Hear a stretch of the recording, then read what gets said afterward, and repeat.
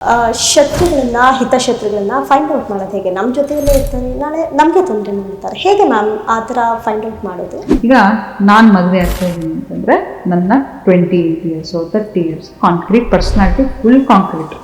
ನಾನು ಕೆಲಸ ಮಾಡ್ತಾ ಇದ್ದೀನಿ, I got a career, I done everything. ನನ್ನ spouse may be 32 or 35 whatever, he has become most confident personality. ಇಬ್ಬರು ಒಟ್ಟಿಗೆ ಇದ್ದಾಗ there will be lot of clashes. Ma'am, ಸಂಗಾತಿಗಳನ್ನ ಹೇಗೆ ಸೆಲೆಕ್ಟ್ ಮಾಡ್ಕೊಳ್ಬೇಕು? ಸೊ ಆ ಮನುಷ್ಯನ ಹತ್ರ ನನ್ನ ಭಾವನೆಯನ್ನು ಅರ್ಥ ಮಾಡ್ಕೋಬೇಕು. ನೋಡಕ್ಕೆ ಋತುಕೃಷ್ಣ ಥರ ಇರ್ತಾನೆ, ದುಡ್ಡು ಕಾಸು ಎಲ್ಲ ಇದೆ. ನೀನು ಅಳ್ತಾ ಇದ್ರೆ ಯಾಕಮ್ಮ ಅಳ್ತಿದ್ಯಾ ಅಂತ ಬಂದು ಕೇಳಿ ಅಂತ ಹೇಳಿದ್ರೆ ಏನು ಪ್ರಯೋಜನ? ಫಸ್ಟ್ ರಿಲೇಷನ್ಶಿಪ್ಪಲ್ಲಿ ಎಕ್ಸಿಟ್ ಆಗಿರೋದ್ರಿಂದ ರೊಮ್ಯಾನ್ಸ್. ನಿನ್ನ ದೇಹಕ್ಕೆ ಸ್ನಾನ ಎಷ್ಟು ಮುಖ್ಯನೋ ಮನಸ್ಸಿಗೆ ಸ್ನಾನ ಅಂತ ಹೇಳಿದ್ರೆ ಮೆಡಿಟೇಷನ್. ಒಂದು ಡೈಲಿ ಒಂದು ರಿಚುವಲ್. ನಾನು ಇದು ನನ್ನ ಮನಸ್ಸನ್ನು ನೆಮ್ಮದಿಗೆ ಇಟ್ಕೊಳ್ಳಿಕ್ಕೆ ನಾನು ಮಾಡ್ಬೇಕಾಗಿರ್ತಾರೆ. ಭಗವದ್ಗೀತೆಯಲ್ಲಿ ಅದು ಹೇಳ್ತಾರೆ, ಒಬ್ಬ ವ್ಯಕ್ತಿಯನ್ನು ಅರ್ಥ ಮಾಡ್ಕೊಳ್ಬೇಕಂದ್ರೆ 4 ಸೀಸನಲ್ಲಿ ನೋಡ್ತಾನೆ. ಎಸ್ ಮ್ಯಾಮ್, ಇನ್ನು 2026 ಬರ್ತಾ ಇದೆ. ನ್ಯೂ ರೆಸಲ್ಯೂಷನ್ ಅಂತ ಏನೋ ಒಂದು ಯೋಚನೆ ಮಾಡಿ ಇಟ್ಕೊತೀವಿ. ಅದು ಜನವರಿ 1ರಿಂದಲೇ ಸ್ಟಾರ್ಟ್ ಆಗುತ್ತೆ. 2 ತಿಂಗಳು ನಡೆಯುತ್ತೆ, 3 ತಿಂಗಳು ನಡೆಯುತ್ತೆ, ಆಮೇಲೆ ಅದು ಸ್ಟಾಪ್ ಆಗಿಬಿಡುತ್ತೆ. ಅದು ಜಿಮ್ ಆಗಿರ್ಬೋದು, ಅಥವಾ ಅವ್ರ ಹ್ಯಾಬಿಟ್ಸ್ಗಳನ್ನ ಬಿಟ್ಬಿಡ್ತೀವಿ ಅಂದ್ಕೊಂಡಿರ್ಬೋದು, ಏನಾದರೂ ಆಗಿರ್ಬೋದು. 2 to 3 months ಹಾರ್ಡ್ಲಿ ಹೋದ್ರೂ ಆಮೇಲೆ ಬಿಟ್ಬಿಡ್ತಾರೆ. ಯಾಕೆ ಮ್ಯಾಮ್ ಅಷ್ಟು ತಕ್ಷಣ ಅವ್ರ ಮೈಂಡ್ ಡೈವರ್ಟ್ ಆಗುತ್ತೆ? ನೋಡಮ್ಮ, ದುಡ್ಡು ಎಲ್ರಿಗೂ ಇರುತ್ತೆ, ಅದನ್ನ ಮಲ್ಟಿಪ್ಲೈ ಮಾಡೋ ವಿಸ್ಡಮ್ ಯಾಕೆ ಕೊಡ್ತಾರೆ? ಸರಸ್ವತಿ. ಹೌದು ಅಲ್ವಾ? So knowledge is very important for us. Okay. S ma'am, ಇನ್ನು ನಾವು ಹೊರಗಡೆ ತುಂಬ ಜನ ಮೀಟ್ ಮಾಡ್ತೀವಿ, ಸುತ್ತಾಡ್ಕೊಂಡು ಮನೆಗೆ ಹೋಗ್ತೀವಿ. ಮನೆಗೆ ಹೋದ ತಕ್ಷಣ ನಮ್ಮಲ್ಲಿರುವಂಥ ನೆಗೆಟಿವ್ ಎನರ್ಜಿ ಅನ್ನೋದು ಮನೆಗೂ ಪಾಸ್ ಆಗುತ್ತಾ? ಈ ಥರನೂ ಇರುತ್ತಾ ಮ್ಯಾಮ್? 100%.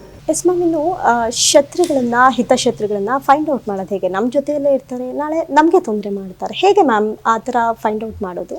ಬೌಂಡ್ರೀಸ್ ಹಾಕ್ಬೇಕಪ್ಪ. ಶತ್ರುಗಳು ಹಿತಶತ್ರುಗಳು ನಮಗೆ ಗೊತ್ತಿಲ್ಲ ಅಲ್ವಾ? ಈಗ ನಾನು ನಿನ್ನ ಹತ್ರ ಮಾತಾಡ್ತಾ ಇದ್ದೀನಿ ಅಥವಾ ನೀ ನನ್ನ ಹತ್ರ ಮಾತಾಡ್ತಾ ಇದೆಯಾ, ನಾನು ಏನು ಎತ್ತ ಅಂತ ನಿನ್ ಯಾಕೆ ಯೋಚನೆ ಮಾಡಲ್ಲ ಅಲ್ವಾ? You are just talking, we are talking. Boundaries ಅನ್ನೋದು ಇಂಪಾರ್ಟೆಂಟ್. ಎಷ್ಟೇ ಒಳ್ಳೆಯವರಾಗಿರ್ಲಿ, ಎಷ್ಟೇ ಕೆಟ್ಟವರಾಗಿರ್ಲಿ, ನಿನ್ನ ಪರ್ಸನಲ್ ವಿಷಯಗಳನ್ನ ಹೇಳ್ಕೊಳ್ಬಾರ್ದು, ನಿನ್ನ ಹಣಕಾಸಿನ ವಿಷಯಗಳನ್ನ ಹೇಳ್ಕೊಳ್ಬಾರ್ದು, ನಿನ್ನ ವೀಕ್ನೆಸ್ ಅನ್ನ ಹೇಳ್ಕೊಳ್ಬಾರ್ದು. ನಿನ್ನ ಲೈಫಲ್ಲಿ ಏನೋ ಎಕ್ಸಾಂಪಲ್, ನನಗೆ ನೋವಾಗ್ತದೆ, ದುಃಖ ಆಗ್ತದೆ, ಕುತ್ಕೊಂಡ್ ಬರೀ, ನಿನ್ ಜೊತೆ ನೀನ್ ಕೇಳ್ಕೊಂಡು ನಿಂಗೆ ಏನ್ ಬೇಕು ಅಂತ. ಇಲ್ಲ ಯಾರೋ ಒಂದು ಆಪ್ತ ಸಮಾಲೋಚಕರ ಹತ್ರ ಹೋಗು. ಹೀಗೆ ಇದನ್ನ ಮಾಡೋದ್ ಬಿಟ್ಟು ನಾವು ಎಲ್ಲಾ ವಿಷಯವನ್ನು ಎಲ್ಲಾರ ಹತ್ರ ಹೇಳ್ಕೊಳ್ಳೋದು, ಮನೆಗೆ ಕರ್ಕೊಂಡು ಬರೋದು, ಮನೇಲಿ ಇರ್ತಕ್ಕಂಥ ವೀಕ್ನೆಸ್. ನೀನ್ ನನ್ನ ಮನೆಗೆ ಬಂದಾಗ ನಿನಗೆಲ್ಲ ಗೊತ್ತಾಗ್ಬಿಡುತ್ತೆ. ನನ್ನ ಮನೇಲಿ 5 ನಿಮಿಷ ಸಾಕು ನಿನಗೆ, ಹೇಗೆ, ಯಾರು, ಏನು, who is the boss of the house, ಇವ್ರ ಮನೇಲಿ ಏನು ನಡೀತಾ ಇದೆ ಅಂತ. ಸೊ ಎಲ್ಲಾ ತರದ ರೀತಿಯಲ್ಲಿ ಮನೆ ಇರ್ತಕ್ಕಂಥ ಎನರ್ಜಿ ಆಗಿರಬಹುದು, ಅಥವಾ ನಿನ್ನ ಪರ್ಸನಲ್ ಲೈಫ್ ಆಗಿರಬಹುದು. ನಾನು ಹೇಳ್ತೀನಿ, do not even introduce your spouse. Relationship ಎಷ್ಟೋ ಸತಿ ಹಾಳಾಗಿರೋದು ನಾವು ನೋಡಿದ್ದೀವಿ. ಸೊ ಯೋರ್ ರಿಲೇಶನ್ಶಿಪ್ ಆಗಿರ್ಬೋದು, ನಿನ್ನ ಫಿನಾನ್ಸ್ ಆಗಿರ್ಬೋದು, ಇಟ್ ಇಸ್ ವೆರಿ ಪರ್ಸನಲ್. ಇದನ್ನ ನೀನು ಯಾವಾಗ ಕವರ್ ಮಾಡ್ಕೋತೆ, ಶತ್ರುಗಳಲ್ಲಿ ಹಿತಶತ್ರುಗಳಲ್ಲಿ, ಹೌ ಡಸ್ ಇಟ್ ಮ್ಯಾಟರ್? ನಿನ್ನ ಬೌಂಡರೀಸ್ ಎಷ್ಟು ಸ್ಟ್ರಾಂಗ್ ಆಗಿದೆ? ಮ್ಯಾಮ್, ಸಂಗಾತಿಗಳನ್ನ ಹೇಗೆ ಸೆಲೆಕ್ಟ್ ಮಾಡ್ಕೊಳ್ಬೇಕು? Okay, very good question. See, first of all, there is nothing called perfect in the relationship. ಆಯ್ತಾ? ಈಗ ನಾನು ಮದುವೆ ಆಗ್ತಾ ಇದ್ದೀನಿ ಅಂತಂದ್ರೆ ನನ್ನ 28 years 30 years concrete personality, full concrete. ನಾನು ಕೆಲಸ ಮಾಡ್ತಾ ಇದ್ದೀನಿ, I got a career, I done everything. ನನ್ನ spouse may be 32 or 35 whatever, he has become a most confident personality. ಇಬ್ರು ಒಟ್ಟಿಗೆ ಇದ್ದಾಗ there will be lot of clashes. First patience is very important. There is nothing fairy tale. ಈಗ most handsome actor has got divorced, most beautiful actress also has got divorced, right? Beauty ಅನ್ನೋದು it's a very fading phenomena. Perfume ನೋಡಕ್ ಚೆನ್ನಾಗಿರುತ್ತೆ, can you drink it? ಇಲ್ಲ ಅಲ್ವಾ? ಸುಬಾರಿಕೆ ಆಗಿದೆ ಅಂತ ನಾವು ವಿಷಯ ಕುಡಿಯಲ್ಲ. ಸೊ ಎಲ್ಲಾ ಚೆನ್ನಾಗಿದೆ ಅಂತ ಹೇಳ್ಬಿಟ್ಟು ಅಂತ ರಿಲೇಶನ್ಶಿಪ್ ಅಲ್ಲಿ ಹೋಗ್ಬಾರ್ದು. Most important, the most important emotional intimacy ಅಂತ ಕರಿತೀವಿ. ಓಕೆ. ಸೊ ಆ ಮನುಷ್ಯನ ಹತ್ರ ನನ್ನ ಭಾವನೆಯನ್ನ ಅರ್ಥ ಮಾಡ್ಕೋಬೇಕು. ನೋಡಕ್ಕೆ ಋತುಕೃಷ್ಣ ತರ ಇರ್ತಾನೆ, ದುಡ್ಡು ಕಾಸು ಎಲ್ಲ ಇದೆ. ನೀನ್ ಅಳ್ತಾ ಇದ್ರೆ ಯಾಕಮ್ಮ ಅಳ್ತಿದ್ಯಾ ಅಂತ ಬಂದು ಕೇಳಿ ಅಂತ ಹೇಳಿದ್ರೆ ಏನ್ ಪ್ರಯೋಜನ? At the end of the day ನಿಂಗೆ ಏನ್ ಬೇಕಪ್ಪ? ನೆಮ್ಮದಿ ಬೇಕು. We all need that emotional safety. ನಾನು ಒಂದು ವ್ಯಕ್ತಿ ನನ್ನ ಲೈಫಲ್ಲಿ ಇರ್ಬೇಕು, ನಂಗೆ ಬೇಜಾರಾದ್ರೆ ಹೋಗಿ ಫಸ್ಟ್ ಅವ್ರಿಗೆ ಫೋನ್ ಮಾಡಿ ಹೇಳಬೇಕು ಅಂತ. ಖುಷಿ ಆದ್ರೂ ಫಸ್ಟ್ ಅವ್ರಿಗೆ ಹೇಳ್ಬೇಕು, ಬೇಜಾರಾದ್ರೂ ಅವ್ರಿಗೆ ಹೇಳ್ಬೇಕು ಅಲ್ವಾ? ಸೊ ಎಮೋಷನಲ್ ಇಂಟಿಮೆಸಿಯನ್ನ ನೋಡಿ. ನಂತರ ಹೆಲ್ತಿ ಆಗಿರೋನು. ಈಗ ಎಕ್ಸಾಂಪಲ್, ನನ್ನ ಹೆಲ್ತ್ ಅನ್ನ ನಾನು ಕಾನ್ಸಂಟ್ರೇಟ್ ಮಾಡ್ತಾ ಇದ್ರೆ, ನನ್ನ ಬಾಡಿಯನ್ನು ನಾನು ರೆಸ್ಪೆಕ್ಟ್ ಮಾಡ್ತಾ ಇದ್ರೆ, ನಾನೇನಾಗಿರ್ತೀನಿ, ಎಲ್ಲವನ್ನೂ ನಾನು ರೆಸ್ಪೆಕ್ಟ್ ಮಾಡ್ತಾ ಇರ್ತೀನಿ. ನಾನು ಅದನ್ನೇ ಶುರು ಹೇಳಿದೆ, ಯಾವ್ದನ್ನ ನೀನ್ ಗ್ರಾಂಟೆಡ್ ಆಗಿ ತಗೋತೀಯ, ದೇವರು ಅದನ್ನ ನಿನ್ನಿಂದ ತಗೊಂಡ್ಬಿಡ್ತಾನೆ ಅಂತ. ಆಯಾ ಅವಳು ತಾನೇ ಫೋನ್ ಮಾಡಿದ್ರೆ ಆಯ್ತು, ಮೆಸೇಜ್ ಮಾಡಿದ್ರೆ ಆಯ್ತು. ರೆಸ್ಪೆಕ್ಟ್ ಅನ್ನೋದು ತುಂಬಾನೇ ಇಂಪಾರ್ಟೆಂಟ್.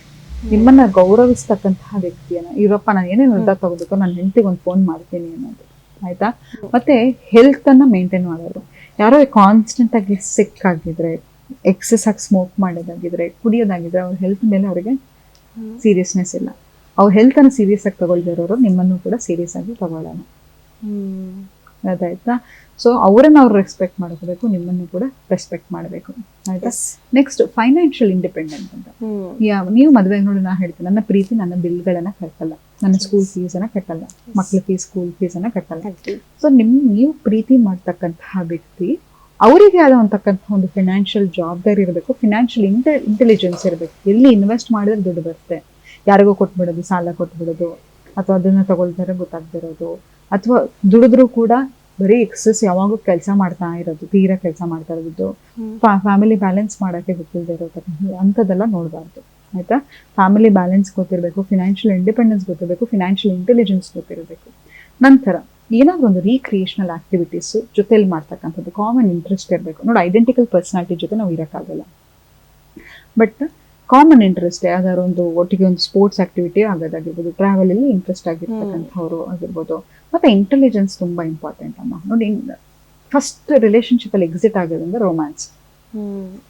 ಒಬ್ಬ ವ್ಯಕ್ತಿ ಇಂಟೆಲಿಜೆಂಟ್ ಆಗಿದ್ರೆ, ನಾಟ್ ಗಾಸಿಪಿಂಗ್, ಆಯ್ತಾ, ಇಂಟೆಲಿಜೆಂಟ್ ಅಂತ ಹೇಳಿದ್ರೆ ಯಾವ ವಿಷಯದ ಬಗ್ಗೆ ಆಗಿರ್ಬೋದು, ಪಾಲಿಟಿಕ್ಸ್ ಆಗಿರ್ಬೋದು, ಅಥವಾ ಒಂದು ಫಿನಾನ್ಸ್ ಆಗಿರಬಹುದು, ಅಥವಾ ಒಂದು ಎಕನಾಮಿಕ್ಸ್ ಗೊತ್ತಾಗಿರ್ಬೋದು, ಎಲ್ಲ ಬರ್ತಕ್ಕಂಥ ಕಲ್ತ್ಕೊಳ್ಳೋಕೆ ಕ್ಯೂರಿಯಾಸಿಟಿ ಇರ್ತಕ್ಕಂಥ ಇಂಟೆಲಿಜೆನ್ಸ್ ವ್ಯಕ್ತಿ ಆಗಿರ್ಬೇಕು. IQ ಅಂತ ಕರೀತೀವಿ, ಇಂಟೆಲಿಜೆಂಟ್ ಕೋಶೆಂಟ್ ಅಂತ. ನಂತರ ಸ್ಪಿರಿಚುವಲ್ ಕೋಶೆಂಟ್.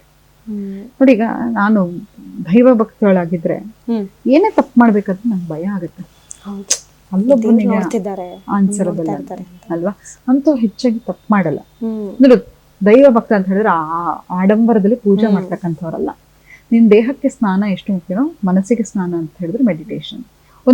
ಒಂದು ಡೈಲಿ ಒಂದು ರಿಚುವಲ್, ನಾನು ಇದು ನನ್ನ ಮನಸ್ಸನ್ನ ನೆಮ್ಮದಿಗೆ ಇಟ್ಕೊಳ್ಳಿಕ್ಕೆ ನಾನು ಮಾಡ್ತಕ್ಕಂಥದ್ದು. ನೋಡು, ದೇವರಿಗೆ ಇಡೀ ಪ್ರಪಂಚವನ್ನು ಸೃಷ್ಟಿ ಮಾಡಿರೋ ಭಗವಂತ ನೀನ್ ಕೊಡೋ ಹೋಮದಲ್ಲಿ 1 kg ತುಪ್ಪದಲ್ಲಿ ಸಂತೋಷ ಪಡಲ್ಲ, ನಿನ್ನಿಂದ ಏನೂ ಬೇಕಾಗಿಲ್ಲ. ಆತನಿಗೆ ಬೇಕಾಗಿರೋದು ನಿನಗೆ ಕೊಟ್ಟಿರ್ತಕ್ಕಂಥ ದೇಹ ಮನಸ್ಸನ್ನ, ನಿನಗೆ ಬಂದಿರೋದಿಲ್ ಪಾಠ ಕಲಿತು ನಿನ್ನನ್ನು ನೀನು ಪರಿವರ್ತಿಸ್ಕೊಂಡು ಅವನಲ್ಲಿ ಒಬ್ಬನಾಗ್ಲಿಕ್ಕೆ. ಆಂತರಿಕ ಶುದ್ಧಿ ಎಷ್ಟು ಚೆನ್ನಾಗಿರುತ್ತೋ ಹಾಗೆ ಬಾಹ್ಯ ಸೌಂದರ್ಯ ಹಾಗಿರುತ್ತೆ ಅಂತ. ಸರಿ, ಕೆಲವು ನೋಡಿ ನೋಡಕ್ಕೆ ಚೆನ್ನಾಗೇ ಇರಲ್ಲ. ನೀವು ನಮ್ಮ ಅಜ್ಜಿ ತಾತನೇ ತಗೊಳ್ಳೋಣ ಅಲ್ವಾ, ಎಷ್ಟು ಇವಾಲ್ಡ್ ಸೋಲ್ಗಳಾಗಿರ್ತಾರ ಅವ್ರು, ಎಷ್ಟು ಕಷ್ಟಪಟ್ಟು ಎಲ್ಲ ಪಾಠಗಳು ಕಲಿತು ದೇ ಆರ್ ಇವಾಲ್ಡ್ ಸೋಲ್. ಈ ನಮ್ಮ ಅಜ್ಜಿ ಕಪ್ಪುಗಿದ್ದಾರೆ, ನಾನು ಹೋಗಲ್ಲ ಅಂತ ಹೋಗ್ತೀಯ, you feel so warm with them, right? So that is the beauty of evolving your soul. ನೋಡಿ, ದೇಹದ ಸೌಂದರ್ಯ ಆಗಿರ್ಬೋದು, ಏನೇ ಆಗಿರ್ಬೋದು, ಇಟ್ ಇಸ್ ಜಸ್ಟ್ ಈಗಿರುತ್ತೆ ಅಲ್ವಾ. It starts fading over a period of time. So ಮನಸ್ಸನ್ನ ಅಂತ ಹೇಳಿದ್ರೆ, ಮನಸ್ಸು ಎಷ್ಟು ಚೆನ್ನಾಗಿರ್ಬೇಕು ಅಂತ ಹೇಳಿದ್ರೆ, ನಿಂಗೆ ಆ ವ್ಯಕ್ತಿ ಹತ್ರ ಹೋದ ತಕ್ಷಣ ಕೂತ್ಕೊಂಡು ಅವ್ರು ಒಂದು ಹಾಯ್ ಹೇಳಿದ್ರು ಕೂಡ ನಿನಗೆ ಒಂಥರ ಚಾರ್ಮ್ ಇರುತ್ತೆ. That is what we call it as aura, magnetic field ಅಂತ ಹೇಳ್ತೀವಿ. ಪ್ರತಿಯೊಬ್ಬ ಮನುಷ್ಯನಿಗೆ ಮ್ಯಾಗ್ನೆಟಿಕ್ ಫೀಲ್ಡ್ ಇರುತ್ತೆ. ಸೊ ಆತನಿಗೆ ಸ್ಪಿರಿಚುವಲಿಟಿ ಚೆನ್ನಾಗಿರ್ಬೇಕು, ಆತ ಅಥವಾ ಆಕೆ ದಾಗ ಕೆಟ್ಟ ಯೋಚನೆಗಳನ್ನ ಮಾಡಲ್ಲ.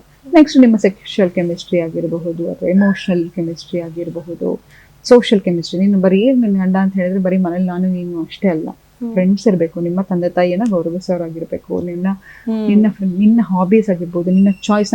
ನಾನು ನಿನ್ನ ಮದುವೆ ಆಗ್ಬಿಟ್ಟು ನಿನ್ ಕೆಲಸ ಮಾಡಿದ್ರೆ ನನಗೆ ಇಷ್ಟ ಅಲ್ಲ, ಅದೆಂತ ಕೆಲಸ, ಹಾಗೆ ಹೀಗಂತ I am seeing you small, that is not a good relationship. You should respect every choice of you. ನೋಡು, 4 ಜನ ಮುಂದೆ ನಿನ್ನ ಹತ್ರ ಈಗ ತಮಾಷೆಗೆ ನಿನ್ನ ದೇಹದ ಬಗ್ಗೆ ಮಾತಾಡೋದಾಗಿರ್ಬಹುದು, ಅಥವಾ ನಿನ್ನ ಬಗ್ಗೆ ಮಾತಾಡೋದಾಗಿದ್ದು, that becomes an issue. So always observe. At least ನಾನು ಹೇಳ್ತಾರೆ, ಭಗವದ್ಗೀತೆಯಲ್ಲಿ ಅದು ಹೇಳ್ತಾರೆ, ಒಬ್ಬ ವ್ಯಕ್ತಿಯನ್ನು ಅರ್ಥ ಮಾಡ್ಕೊಳ್ಬೇಕಂದ್ರೆ 4 ಸೀಸನ್ ಅಲ್ಲಿ ನೋಡೋ take your time, analyse. Not ಹೇಗೆ ಇವಾಗ ಒಂದು ಇನ್ವೆಸ್ಟ್ಮೆಂಟ್ ಮಾಡ್ತೀರಲ್ವಾ ಲ್ಯಾಂಡಿಗೆ, ಹಾಗೆ ಒಬ್ಬ ವ್ಯಕ್ತಿ ಮೇಲೆ ಇನ್ವೆಸ್ಟ್ಮೆಂಟ್ ಮಾಡ್ಬೇಕಾದ್ರೆ ನನ್ನ ಎಮೋಷನ್ ಈ ವ್ಯಕ್ತಿಗೆ ಕೊಡ್ಬೋದಾ, ಟಪಕ್ಕಂತ ಲವಲ್ ಬಿಡ್ಬೋದ. Take your time, long lasting ಆಗಿ ಉಳ್ಕೊಳ್ಳೋದು. ಎಸ್ ಮ್ಯಾಮ್, ಇನ್ನು 2026 ಬರ್ತಾ ಇದೆ. ನೀವು ರೆಸಲ್ಯೂಷನ್ ಅಂತ ಏನೋ ಒಂದು ಯೋಚನೆ ಮಾಡಿ ಇಟ್ಕೊಂತೀವಿ, ಅದು ಜನವರಿ 1ರಿಂದಲೇ ಸ್ಟಾರ್ಟ್ ಆಗುತ್ತೆ, 2 ತಿಂಗಳು ನಡೆಯುತ್ತೆ, 3 ತಿಂಗಳು ನಡೆಯುತ್ತೆ, ಆಮೇಲೆ ಅದು ಸ್ಟಾಪ್ ಆಗಿಬಿಡುತ್ತೆ.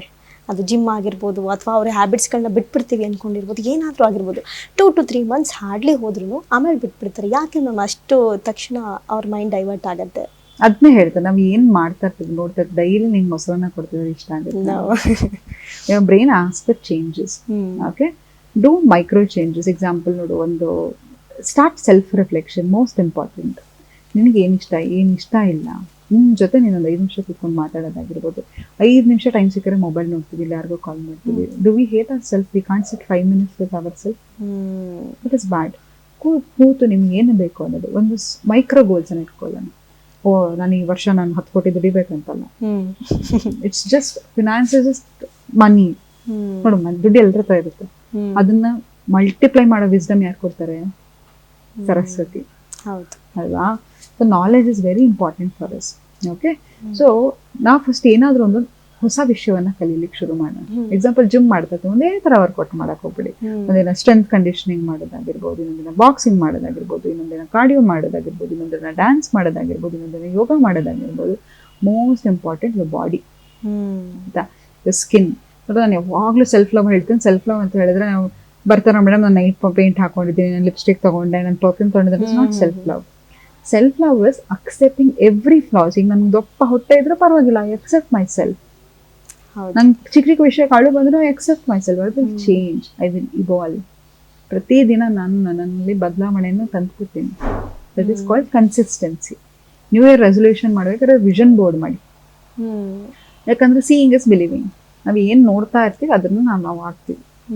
ಪದೇ ಪದೇ ಏನೋ ನೋಡೋದು, ತಿರ್ಗಾ ಅದೇನೇನೋ ಮಾಡಕ್ ಹೋಗೋದು ಬೇಡ ಅಲ್ವಾ? We should work on a self and ensure that consistency is there throughout the year.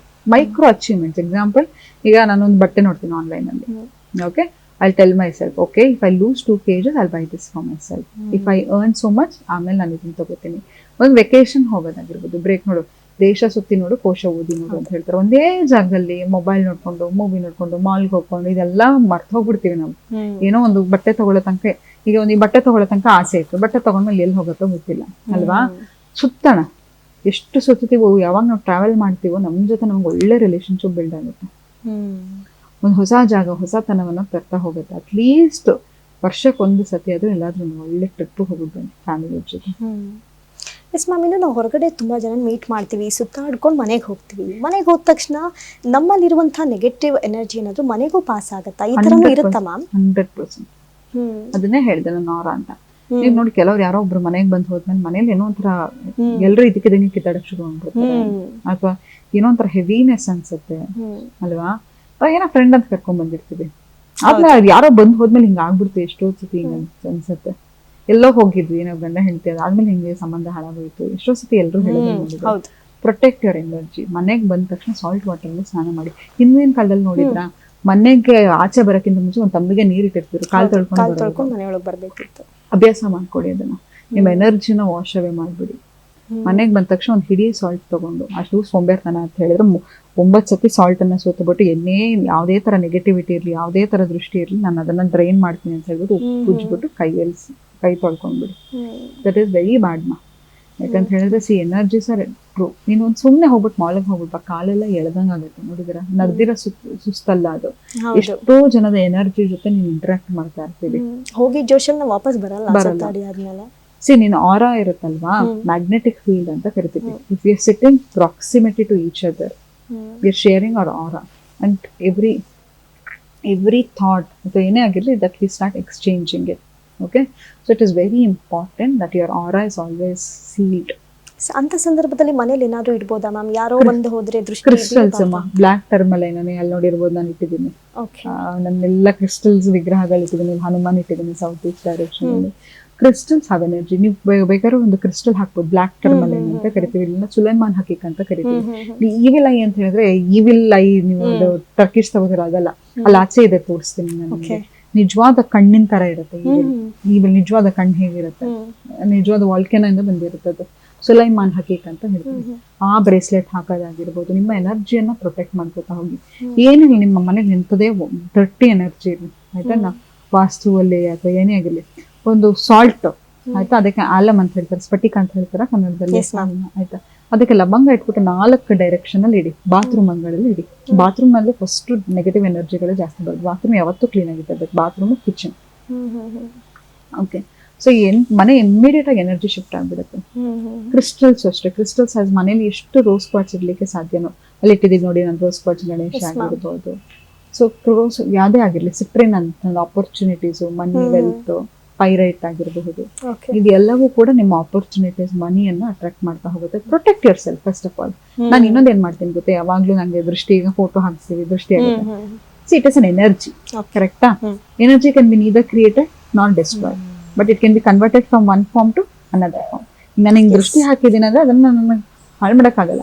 It can be converted to one form to another form. ನಾನು ಏನ್ ಮಾಡ್ತೀನಿ, ಯಾವುದೇ ಈವಿಲ್ ಐ ಆಗಿರ್ಲಿ, ಕೆಟ್ಟ ದೃಷ್ಟಿ ಆಗಿರ್ಲಿ, ನನ್ನ ಮೇಲೆ ಯಾವುದೇ ಹಾಕಿರ್ಲಿ, all that energy is transmitted to money. ಆ ಎಲ್ಲ ಎನರ್ಜಿ ಕೂಡ ಮನಿ ಎನರ್ಜಿಯಾಗಿ, ವೆಲ್ತ್ ಆಗಿ ಕನ್ವರ್ಟ್ ಆಗ್ತಾ ಇದೆ. So the energy is converted, but prevention is important ಅಲ್ವಾ?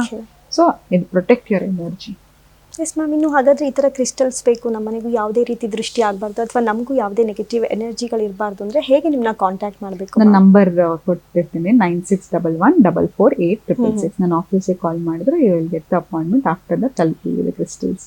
ಓಕೆ ಮ್ಯಾಮ್, ನಮ್ಮ ವೀಕ್ಷಕರಿಗೆ ಹಲವಾರು ವಿಚಾರಗಳ ಬಗ್ಗೆ ಅಷ್ಟೊಂದು ಗೊಂದಲಗಳಿರುತ್ತೆ. ನಿಮ್ಮ ಹಲವಾರು ವೀಡಿಯೋಸ್ಗಳನ್ನ ಕೂಡ ನಿರಂತರವಾಗಿ ವಾಚ್ ಮಾಡ್ತಾ ಇರ್ತಾರೆ, ಆದರೂ ಒಂದಷ್ಟು ಡೌಟ್ಸ್ಗಳಿರುತ್ತೆ.